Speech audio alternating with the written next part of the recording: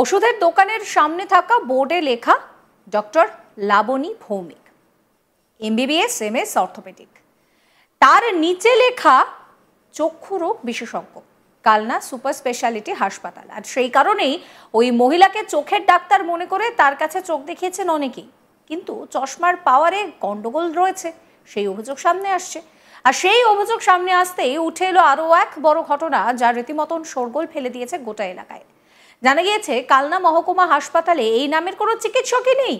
কালনা 1 নম্বর ব্লকের বাগনাপাড়া এলাকার একটি ওষুধের দোকানে লাবণী ভৌমিক নামে ওই মহিলা সপ্তাহে 2 দিন করে বসেন। দোকানের সামনে যে বোর্ড রয়েছে তাতে লেখাও রয়েছে, সেই নিয়ে প্রচারও চালানো হয়। আর তাতেই হচ্ছে যে অনেকেই চোখ দেখাতে গিয়েছেন। আপনাদেরকে শোনাবো এক রোগী দেবব্রত মোদক কি বলছেন। বাবু বসেন লাবণী ভৌমিক, হ্যাঁ উনি কানলা হসপিটালের ডাক্তার না? সেটা আমিও জানতে পারতাম না, কেউ আমরা জানি না। এখানে বোর্ডে লেখা ছিল, সেইভাবে আমরা এসেছিলাম। কবে দেখিয়েছিলেন আপনারা এখানে? কমসে কম 1 মাস হয়ে গেল, 1 থেকে 1.5 মাস হয়ে গেল। 1.5 মাস হয়নি, 1 মাসই হয়ে গেল। দিয়ে তারপরে হচ্ছে কি প্রেসক্রিপশন দিয়েছে, যে পাওয়ারের চশমা দিয়েছিল। তো চশমা করে 700 টাকা আশপাশ নিয়েছিল। কে উনি দিয়েছিলেন? হ্যাঁ, উনার একজনের ছিল উনার সঙ্গে। তা উনি চশমার লেন্স বাঁকা দিয়ে দিয়েছিল, যে ওখান থেকে বলেছিল 3-4 দিন বাদে দেবে। তো যখন উনি যেখান থেকে ওই একটা প্রেসক্রিপশন দিয়েছিল, একটা তৈরি করে দিয়ে দেবে, এখানে দিয়ে দেবে। তো সেই মতো দিয়েছিল, কিন্তু চশমা যে পাওয়ার নিয়েছিল, আমার দরকার কাচেরটা, দূরেরটা আছে, কিন্তু মধ্যখানে পাওয়ার নেই। কোনো ওষুধ দিয়েছিলেন না? কোনো ওষুধ দেয়নি, চশমাটা দিয়ে দিয়েছিলেন। আপনার চশমায় কাজ করছে না? কাজ করছে না। চোখটা আপনার দেখেছিলেন কে? পরীক্ষা করেছিলেন? উনিই করেছিলেন নিজের হাতে। হ্যাঁ। মেশিনপত্র এনে? উনি বলতে কে? ওই লাবণী ভৌমিক জি। আচ্ছা, উনি কানলা হসপিটালের চিকিৎসক হিসেবে দাবি করেছেন? হ্যাঁ, দাবি বোর্ডে লেখা আছে, সেইভাবে করেছি। আমরা তো সেরকম জানি না। আমরা কোনোদিন যাইও নি হসপিটালে। হ্যাঁ, লেখা দেখে গেছিলাম। উনি লেখা দেখে গেছিলাম। কি লেখা দেখে গেছিলেন? যে কালনা হসপিটালের চিকিৎসক। এখন কি বুঝতে পারছেন যে হচ্ছে প্রতারিত হয়েছেন?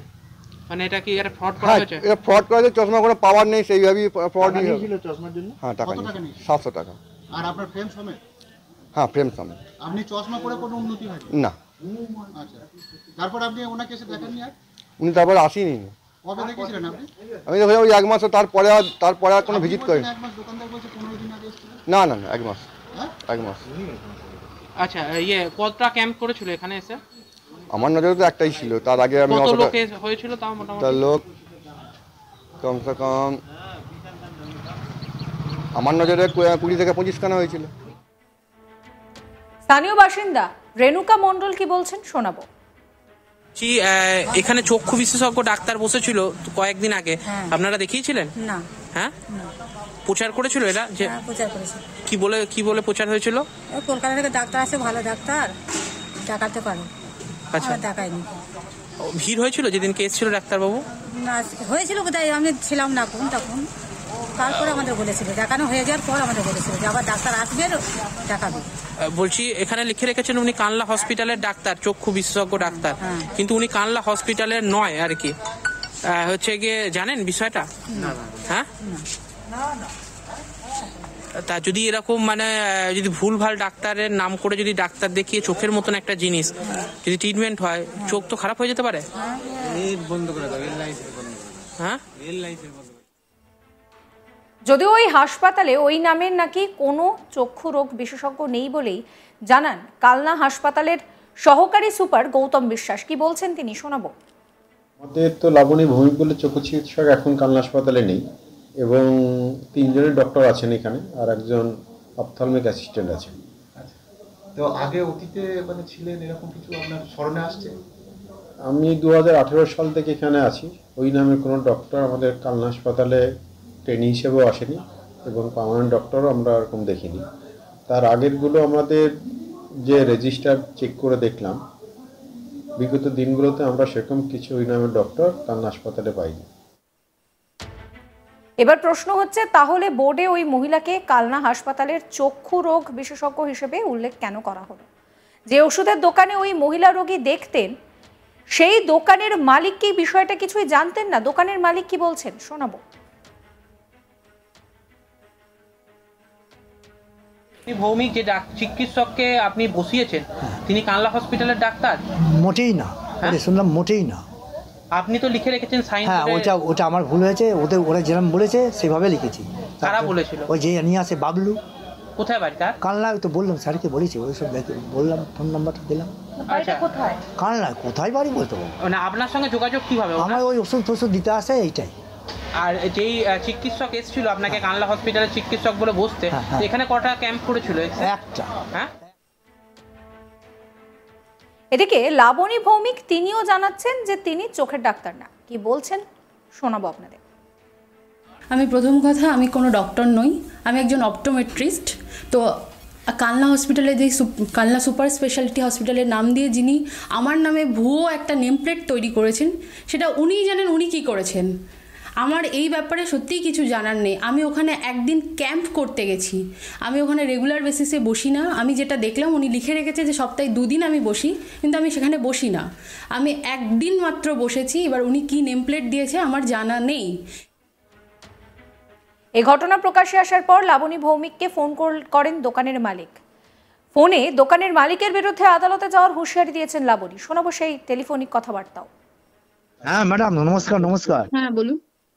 হ্যাঁ, ভালো আছেন তো? ভালো থাকার জায়গাটা কি আপনি আর রেখেছেন? আপনি যে আপনি আমার কথা শেষ করতে দেবেন। আপনি যে কাজটা আমার করলেন, সেই জায়গাটা কি পূরণ করতে পারবেন সেটা বলুন। না স্যার, না ম্যাডাম, না না, ক্ষতিটা কি আমার পূরণ হবে? না ম্যাডাম, আমি জানি না যে ক্ষতিটা হয়েছে, সেটাও জানি না।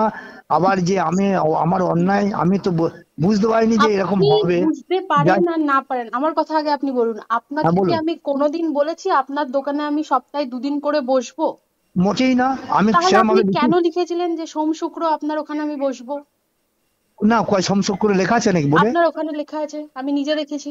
মানে এই ভিডিওটা ভাইরাল হয়েছে, আমি সেইখানটায় আমি লেখা দেখছি সোম শুক্র ওখানে লেখা রয়েছে। ও আচ্ছা, যাই হোক। প্লাস আপনাকে কি আমি কোনোদিন আমার কোনো ডিগ্রির বা কোনো কিছুর ছবি আপনাকে আমি পাঠিয়েছিলাম?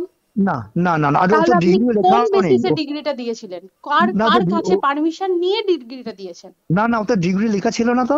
কোথায় লেখা নেই? এমবিবিএস, এমএস, অপথলমোলজিস্ট আপনি লিখেছেন, ওটা কার কথায় কার পারমিশনে আপনি লিখেছিলেন? আমি আপনাকে কোনোদিন বলেছি?